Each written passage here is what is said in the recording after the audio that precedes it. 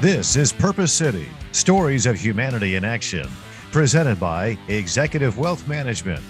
Guests on Purpose City do not necessarily reflect an endorsement of Executive Wealth Management. Bert, welcome. Welcome yourself. Thank you. Tell us, what is Executive Wealth Management? That's a great question, Ken. Thanks. Executive Wealth Management is a wealth management firm that focuses in on all aspects of financial planning. We are a fiduciary, a fee-based registered investment advisor that really began in 1985 when we became a RIA under Executive Financial Planning. So, explain fiduciary. Fiduciary is where you have to keep your client's best interest in mind. And I think it's important that anybody working with an advisor works with a fiduciary. It's very, very important that they understand that whoever they're working with adheres to that standard. Yeah. And then RIA, you mentioned. What's RIA? A registered investment advisor is registered with the Securities and Exchange Commission. And typically it's different than a broker-dealer or a large wirehouse. It tends to be more independent, if you want to call it that. Okay. And they are advisors that adhere to a higher standard. Instead of a suitability standard, they adhere to a fiduciary standard. They must keep their client's best interests in mind. Mm-hmm. We've been around. We know what our clientele needs, and we're very, very professional in delivering those services. Yeah. So you say we've been around, but you've been around the longest.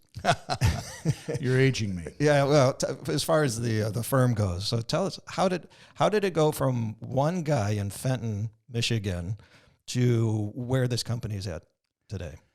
Well, I knew operations as I got out of college wasn't for me. I wasn't really in tune with manufacturing. I started with Quaker Oats and quickly went to Pepsi-Cola, and I knew that finance was where I wanted to land. I actually wanted to be a stockbroker, and I studied back in 1981 to achieve that. And up in actually Flint, Michigan, I started with Mutual New York Money Securities, and that really began in 1982. And I have to really thank my wife here. I'm just blessed because she was the one that said, look, you do what you love. And that's where I went to. And fortunately, she had a pretty good job because she made the money for the first 10 years while I struggled building a practice. I knew that the industry was changing.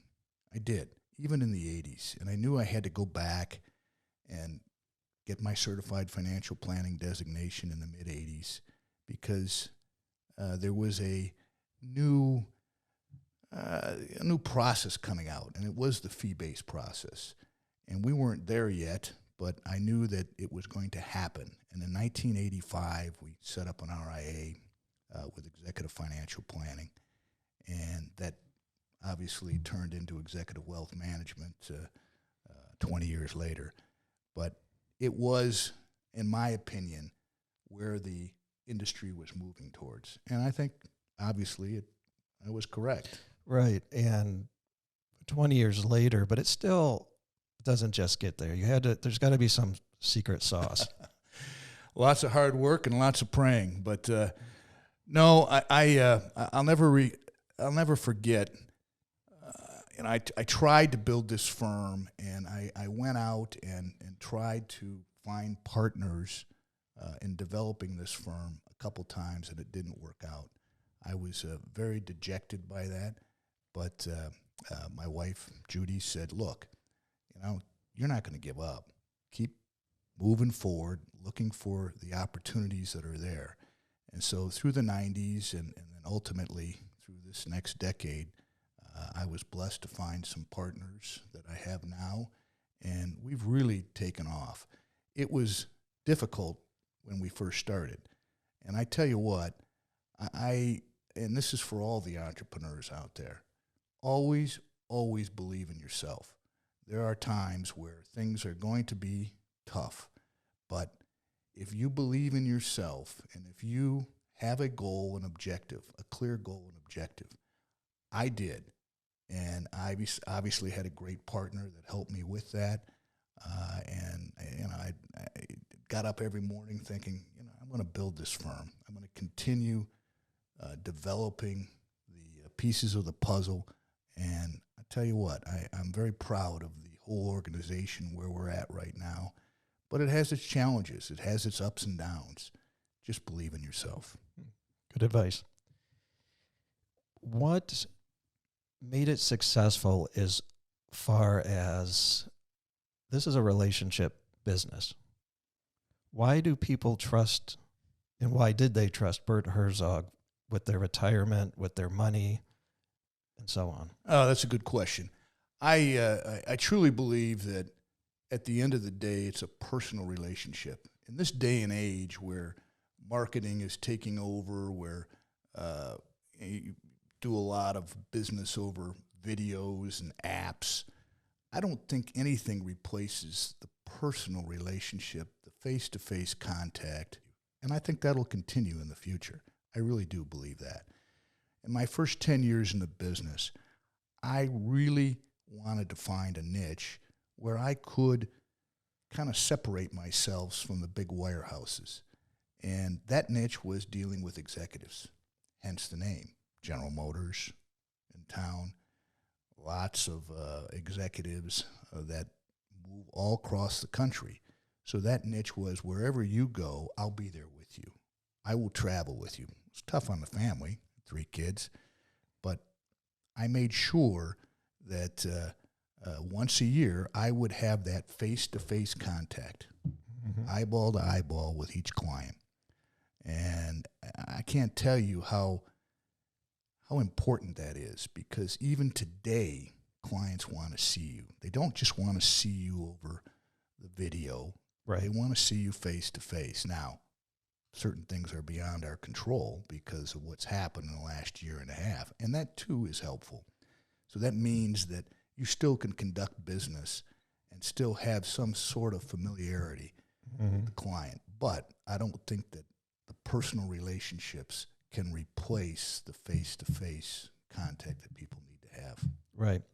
I was telling you earlier, I compared it to if I have an ailment or my son has an ailment, I'll go to WebMD, get an idea of what I'm looking at or what's happening. Maybe I'll even go onto some kind of website. You can put in your blood pressure. You can do the self-monitoring. You get a calculation, or my BMI, am I in the right? No matter how thin I get, it always says I'm obese. I don't understand those BMI calculators, but there's nothing like, with a little background information from the web, is still going in and talking to a real licensed physician who knows your name, knows my son's name and his history, and giving you advice. Isn't that where we're at with finance? I couldn't agree more. There is a lot of information out there today, obviously, and there are a lot of people that think that they can do it themselves until something like 2008 and 2009 happens. Right. I truly believe that every person, every successful family needs an advisor, someone who can guide them through the process of getting to retirement. How does compassion and community fall into executive wealth management? Well, I think that's a part of where we've headed as a firm, and I think it represents the company as a whole.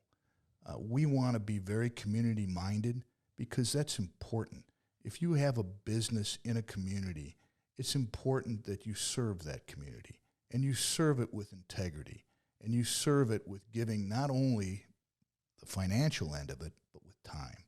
And I'm very proud of our company because our partners in our firm, that's what they believe in.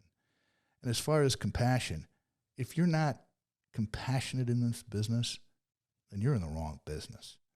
I can't tell you how many times I've been in situations where I just melt because my clients are going through a difficult time and they rely on me to help them out, rely on the firm and my team to make sure that we can get them through this time, whether it's death in the family, a job change, something joyous like a wedding, Right. or a birth of a child, or an injury. I know physicians have a very important part in our society, but a good financial advisor is about life. Right. It's about life. And doesn't that play into where the industry's headed, and then where executive wealth management is headed, to help people's further into their life needs than a portfolio? Oh, I couldn't agree more with you. It develops just like in the 80s when fee-based advisory businesses were developing. I think it kind of moved, and eventually the big wirehouses got into fee-based money management. Now I think it's evolving into the total solution. And I believe that as a firm, we're there.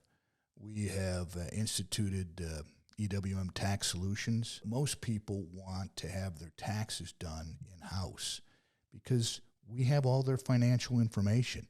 It makes it very, very simple. We also have added EWM legal solutions. We're not looking to compete against other attorneys, but for simplified estate planning that needs to be done, we need to make it happen. If they have someone they're working with that they trust, that's fine. We'll work directly with them. But you'd be surprised, most clients haven't developed that relationship, and I mean large clients. Where do you see, in a general sense, the industry, or maybe specifically executive wealth management, being in the future? Maybe where would you like it to be 5, 10 years down the road? Well, I'd like to continue to grow. I've got teammates and partners, and actually my son is in the business. So right. I very proud of him, as I am with the whole firm. And we want to continue to grow. We want to continue to service our clients the best way we can. And we can do that by providing more sophisticated services and financial instruments and professional money management. We've got a great investment team. It's a great business, and I'm proud to be a part of it. Well, I am blessed to have you as our teammate. Thanks. I was fishing for that. We are in a period of time of intense and continuous change. People who want to build wealth need to know that an investment philosophy and process is critical to any long-term investment strategy. So clients, when they're looking at their portfolios and they're seeing the markets move in a very negative fashion or even in a positive fashion, we want to make sure that we're taking advantage of what the markets are doing. So we're building, we're defending, and then we're advancing that strategy. Through compassionate growth, we build, defend, and advance. That is the founding principle of our investment philosophy. Clients knowing that they can be up at one level of risk and very gradually reduced based on a non-emotional analysis is mathematically driven. It is based on a developed system that is built for a very large community. Our team is built up of not just a couple advisors with their assistants like you'll see in a lot of offices. We have our investment team here, an investment policy committee. We have our operations department here. We have our compliance department here. We have our technology department here, which allows our advisors to have more direct access, which allows them to not have to jump through as many hoops, when that just leads to a more efficient client experience. I wanted to be part of a company that had and fostered that teamwork, that had regular meetings, like the case studies, the collaboration, the practice management. I saw a ton of value in that. Being part of a team is crucial for me. I came from almost 20 years in the banking channel. Thinking about why I came here was specifically to do with the way that they treat the employees as family. We have a great culture here. That's one of the things that I really take pride in. It is about chemistry. You need people to want to be here. The fact that we're treated so well allows me to focus on other things for our clients and how I can help them. And what I really found special about this place was that the emphasis on building relationships. And that is something that I've carried into my practice as an advisor. I want to build that plan and then obviously allow us to defend it, but ultimately is that peace of mind that we're going to help them advance going forward. I'm the partner to the investor with inside the firm. I really enjoy answering clients' questions. A lot of our clients like to read thoroughly through our disclosure documents, and they have a lot of excellent questions. And part of my job is to ensure that the client is informed and has access to that information. So if there's ever a time where a client has a question, and if they just want to give me a call, they are always welcome to do that. We communicate with our clients. We are following up with clients when they ask questions. We want to make sure we're proactive in doing that. And that's part of our strategy of building and defending and then advancing our relationship. I've been working for Executive Wealth Management for over 10 years. I love the people that I work with. We have great clients. Our clients trust us. We care about our clients. Building your portfolio in your retirement, defending it when it needs to be defended in difficult times, and advancing it when things turn. Build, defend, advance. Schedule an appointment today and meet with an Executive Wealth Management advisor to learn how we can build, defend, and advance your investment future.